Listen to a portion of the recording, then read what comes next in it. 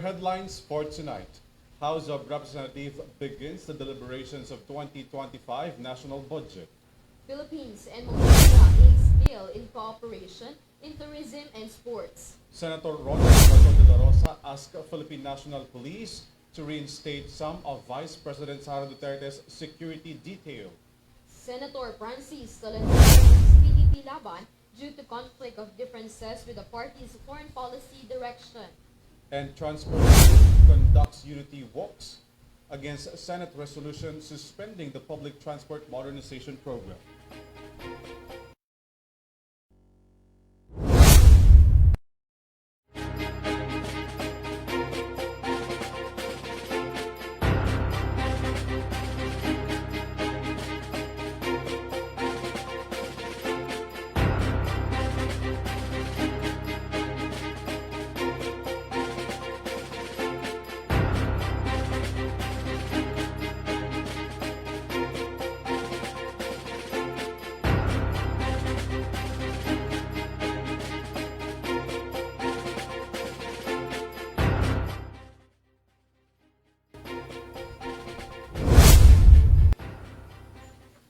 Good evening, bring the latest news for tonight. I'm ALVIN PELOBELLO. And I am KRIZZA LOPEZ. This is your TV News thread for the stories. With the aim of finalizing the budget by September, the House of Representatives formally started the budget deliberation of the proposed 2025 National Expenditure Program. Mia Layagin has the top story. Today we begin to perform our constitutional duty to exercise the power of the purse, a delicate but significant mandate that entails thorough and prudent scrutiny of the proposed national budget for the fiscal year 2025. The national budget is a critical tool for steering our country's development path. It not only determines how resources are allocated, but also sets the policy direction for economic growth, social equity, and environmental sustainability. This was the opening remark of House Speaker Martin Romualdez during the formal kickstart of the hearing and budget briefings for the 6.352 trillion pesos proposed national budget for 2025. The budget deliberation hearings aim to discuss and scrutinize the process of crafting of the proposed national budget for the next year. As we proceed, we are fortunate to have the opportunity of listening to our esteemed guests as they elucidate on the process of formulating the 6.352 trillion National Expenditure Program. The proposed 2025 national budget is anchored on the theme, Agenda for Prosperity, fulfilling the needs and aspirations of the Filipino people. Our aim is to achieve judicious results that uphold the advancements made in the previous years and align with the government's economic and social transformation objectives, as outlined in the 8-point socio-economic agenda and the Philippine Development Plan 2023 to 2028. Romualdez said that there is a clear priority and direction for the larger proposed national budget, which is to ensure continuous and progressive development of the country's economy. The proposed fiscal year 2025 national budget is 10.1% higher than the 5.768 trillion pesos in NEP in 2024, which is also equivalent to 22% of the total gross domestic product of the country. This year's post-budget prioritizes comprehensive growth, covering key sectors that require the most attention. The Development Budget Coordination Committee was the first to appear at the budget deliberation, which includes the Department of Budget and Management, Department of Finance, National Economic Development Authority, Office of the President, and the Bangko Sentral ng Pilipinas. Headed by DBM Secretary Amena Pangandaman, which also chairs DBCC, the committee discussed the processes and considerations done for the proposed 2025 national budget. Pesos. As stated by President Ferdinand R. Marcos Jr. in his third State of the Nation address, we crafted our national budget with utmost care, diligence, and meticulous attention. At the onset, let me share with you that DBM received budget proposals totaling to 9.2 trillion pesos. However, given our limited fiscal space and with our fiscal program in mind, as we try to decrease our deficit and at the same time maximize whatever revenues we raise, we have set the budget ceiling at 6.352 trillion pesos as approved by the DBCC. We also considered several factors in evaluating budget proposals, including the implementation readiness of programs and projects, agencies' absorptive capacity, alignment with the expenditure directions. We also prioritize programs under the 3-year Rolling Infrastructure Program or TRIP, Information System Strategy Plan, ISSP, and Program Convergence Budgeting, PCB. Pangandaman noted that there were a lot of factors considered during the crafting of the proposed fund until the finalized proposed budget is achieved. Budget utilization is always a major consideration, and we note that as of June 30, 2024, 65.4% of the 5.652 trillion allotment for the fiscal year 2024 national budget and the fiscal year 2023 continuing appropriations has been obligated. Out of the 5.652 trillion allotment, 4.147 trillion pesos has been released to national government agencies to implement their programs and projects, 53.8% of which has been obligated. As you may already know, a high budget utilization rate reflects the agency's absorptive capacity to utilize additional funds. In line with this, the hearings and budget deliberations will proceed as scheduled, with other government agencies to appear in front of the Committee of Appropriations to finalize the budget before September 2024. I also enjoined all of you to pass the national budget before the session adjourns in September and transmit the same to the Senate. Our fellow citizens rely on our dedication and competence to deliver the highest standard of public service. This is Mia Layagin for EuroTV News. The foreign ministers of the Philippines and Mongolia signed an agreement in cooperation, trade, sports, and education, among others. This is during the visit of Foreign Affairs Secretary Enrique Manalo to Mongolia. Here's the details.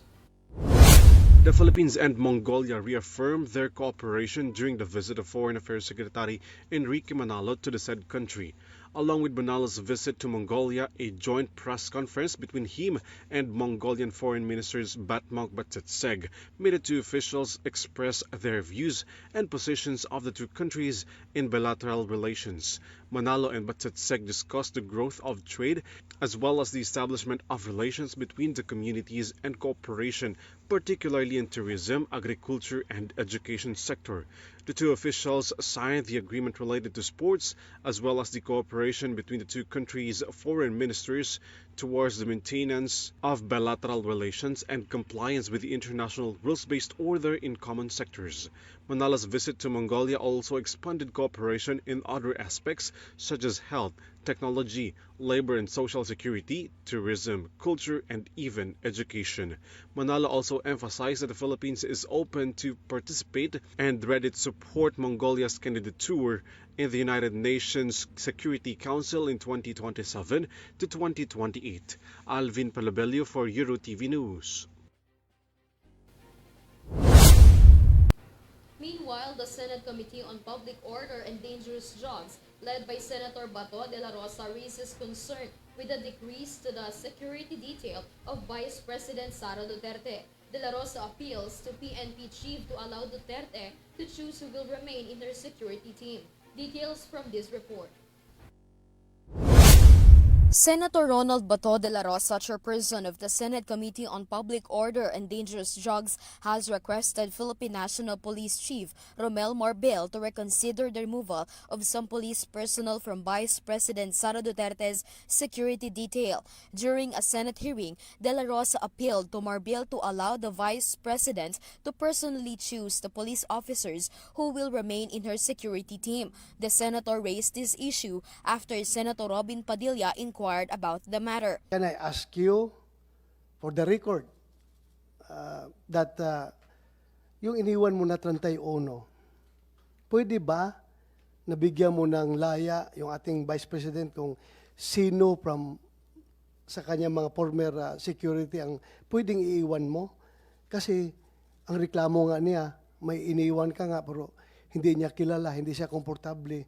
Baka pwede yung mga security niya na from Davao na matagal na sa kanila, nakilala niya, komportable siya, baka pwedeng yun na ang ibigay natin. De La Rosa emphasized his plea as an ordinary citizen concerned about the Vice President's safety. He pointed out that the police officer from Davao City who had been part of Duterte's security detail had been removed. This is my personal appeal to you, being a Filipino. Kasi ayaw ko talaga na may mangyari sa ating Pangalawang Pangulo. Pag yan ay naambos ng NPA at nagsipagtakbuhan yung mga security niya, nakakahiya tayo.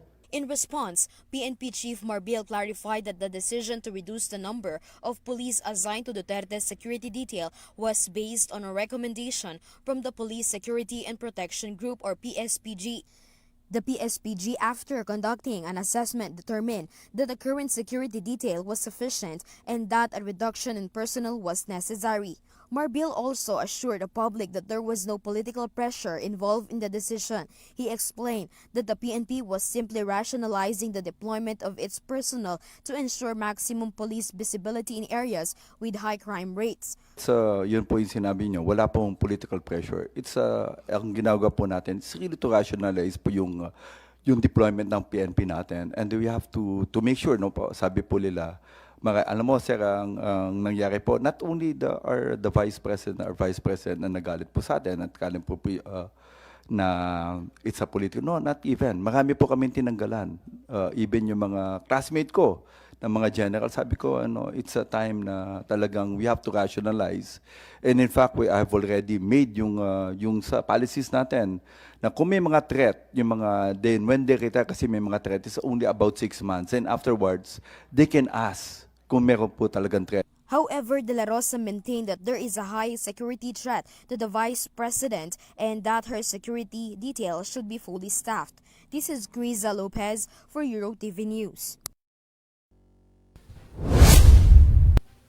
Another stalwart of Partido Demokratikong Pilipino Lakas ng Bayan or PDP-Laban has resigned in the political party few months before the filing of certificate of candidacy for 2025 polls. Senator Francis Tolentino is the recent one to leave the PDP-Laban chaired by two factions of former President Rodrigo Duterte and Coco Pimentel. Henry Nicolas tells us more. Senator Francis Tolentino on Monday resigned from the Partido Demokratiko Pilipino or PDP-Laban as Vice President following the advice of Senator Robin Hood Padilla, who is the newly elected party president. In a press conference, Tolentino said he made the decision because of the differences with the party's foreign policy direction, particularly in the country's approach to the West Philippine Sea dispute with China. In his letter to Padilla, Tolentino said he believes in upholding the 2016 Hague arbitral ruling as well as strengthening alliances of the Philippines to supporters of a rules-based international order. He said that PDP wants is only bilateral talks between the Philippines and Beijing as opposed to its desire for multilateral talks with the help of our other allied countries. Tolentino will now remain an independent senator following his resignation as a member of the PDP. The senator now hoping that his good relationships with his fellow senators who left the party, including Senator Bato de la Rosa, Senator Bongo, and Senator Robin Padilla, will remain. Nabahagi din ng aking sulat kanina na naging dahilan na mas maraming mga kaalyado tayo na tumutulong at kumikilala sa ating karapatan at soberenya ay mas matibay ang ating posisyon ng Republika ng Pilipinas sa usapin sa West Philippine Sea. So nararapat lamang, katatapos lang ng 1 linggo ng joint naval exercise between the Philippines and Japan sa West Philippine Sea, nararapat lang na matuloy ito. Isa na nga yun sa naging dahilan ng aking pag-alis. He said the United Nations Convention on the Law of the Sea or UNCLOS is made up of a multilateral agreement and not just two countries talking. Former President Rodrigo Duterte, who is the national chairman of the party, also understood him even before Padilla advised him of his resignation. Padilla has not yet made a statement following the resignation of Tolentino, who called for such a step. Currently, De La Rosa, Go, and Padilla are the only remaining active senators who are now member of the PDP. This is Henry Nicolas for EuroTV News. Several transport groups supporting the Public Transport Modernization Program, or PTMP, held a unity walk today to protest the Senate's resolution to suspend the program. Angat Kooperatiba at Kooperasyon ng Alyansang Pilipino para sa Modernisasyon or AKAPMO led the march, which began at Welcome Rotonda in Quezon City and was intended to end at Menjola, Manila. However, the Manila Police District initially blocked the group's progress. After negotiations, they were allowed to continue their unity walk to Malacanang to express their opposition to the Senate's plan to suspend the PTMP. Meanwhile, as a response to the transportation strike led by groups opposed to the resolution, the transport group Manibela is providing free transportation services. Manibela is one of the groups against the PTMP. As monkeypox cases continues to increase in various countries, the World Health Organizations are now planning to declare these diseases as international health emergency. Vanessa Cleophas has the details. The World Health Organization or WHO plans to declare the monkeypox virus as an international emergency. This follows after WHO recorded an increase in monkeypox cases in Africa, particularly in Congo since September. According to WHO Director General Tedros Ghebreyesus, there is a concern that monkeypox might spread to other African countries. Therefore, declaring this disease as an international emergency is one of their steps to call on international health experts' attention and discuss possible solutions. Despite this, WHO reported that the UN Health Agency and the Africa Centers for Disease Control and Prevention continue to address monkeypox. They also maintain communication with affected areas to prevent potential spread. It is recalled that monkeypox is an infectious virus originating from rodents, and once infected, human-to-human transmission is possible through physical contact. Symptoms include fever, muscle pain, and others. Here in the Philippines, it is recalled that there were 4 cases of monkeypox in 2022, according to Department of Health or DOH. This is Vanessa Cleophas for EuroTV News. Furthermore, the Bureau of Fisheries and Aquatic Resources or BIFAR has once again issued a warning to the public after several coastal areas in the Visayas tested positive for red toxic.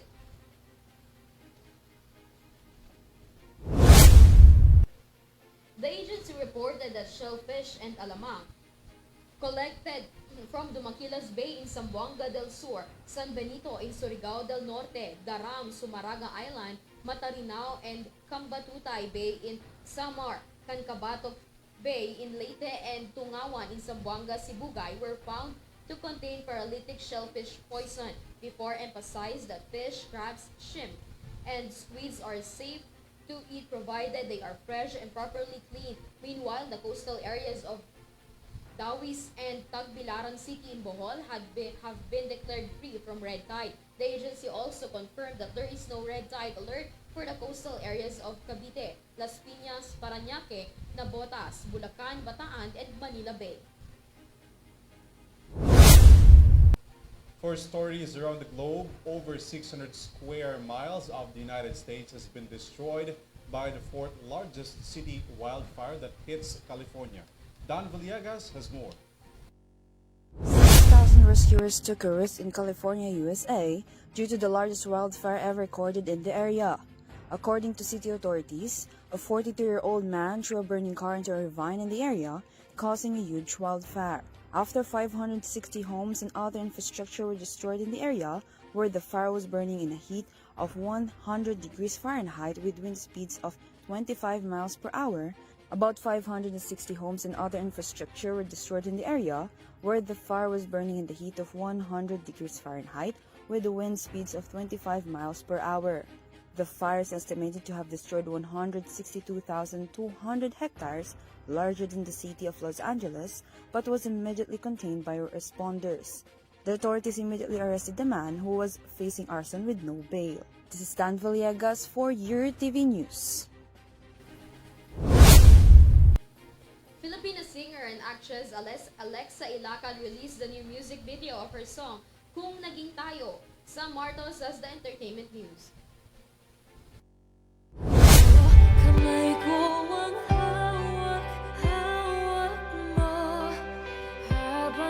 That's the new music video released by Star Music on their YouTube account, sung by the actress Alexa Ilacan, titled Kung Naging Tayo, where the song indicates how war and doubts can destroy a romantic love.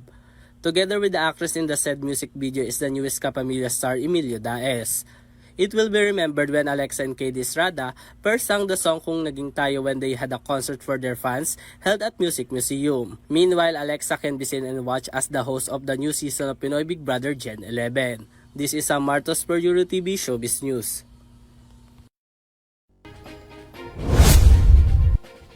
And that's the latest news for tonight. You may visit eurotvph.com for more news and information.